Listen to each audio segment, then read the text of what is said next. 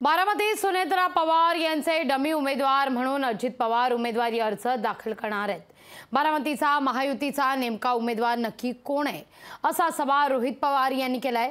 ऐनवेळी सुनेत्रा पवारांचा उमेदवारी अर्ज माघारी तर घेतला नाही ना असाही संशय त्यांनी व्यक्त केलेला आहे।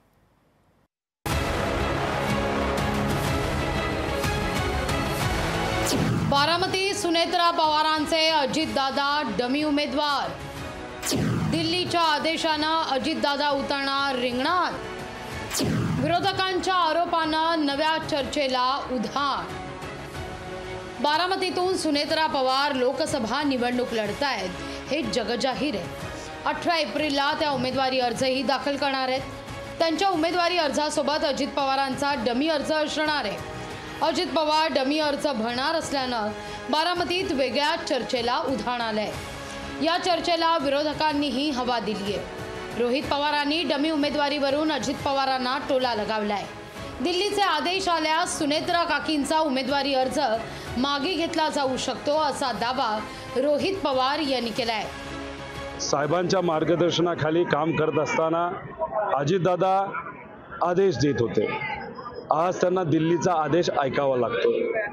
त्यांनी जर फॉर्म भरला, दिल्लीवरनं आदेश आला फॉर्म ठेवा आणि काकींचा फॉर्म मागे घ्या, तर त्यांना ऐकावं लागेल मनाच्या विरोधात असलं तरी। त्यामुळे ते त्या बाबतीत काय करतात येत्या काळामध्येच बघावं लागेल। छगन भुजबळांनी रोहित पवारांचा दावा खोडून काढलाय। अधिकृत उमेदवाराचा अर्ज छाननीत बाद झाल्यास त्याच्याच तोडीचा उमेदवार रिंगणात असावा याची तजवीज सगळेच करत असल्याचं भुजबळांचं म्हणणं आहे। सगळेच जे आहेत ना अशा पद्धतीनं जे आहेत, कोणी मुलाचा फॉर्म भरतो, कोणी आणखीन त्यांना आवश्यकता वाटत काहीतरी झालं आणि रद्द झाला तर एक डमी असला पाहिजे। ही पद्धत आजची नाही, फार पूर्वीपासूनची आहे।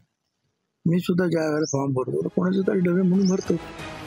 रोहित पवार यांनी अजितदादांच्या उमेदवारी अर्जासंदर्भात संशय व्यक्त केलेला असताना त्यांच्या आई सुनंदा पवारांच्या नावे ही अर्ज खरेदी करण्यात आलाय।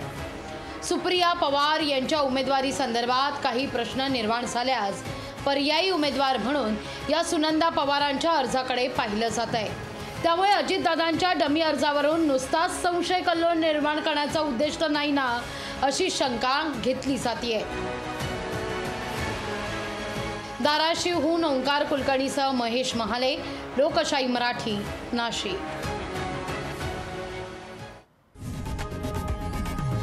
लोकशाही मराठी ऐका, पहा, जागरूक रहा।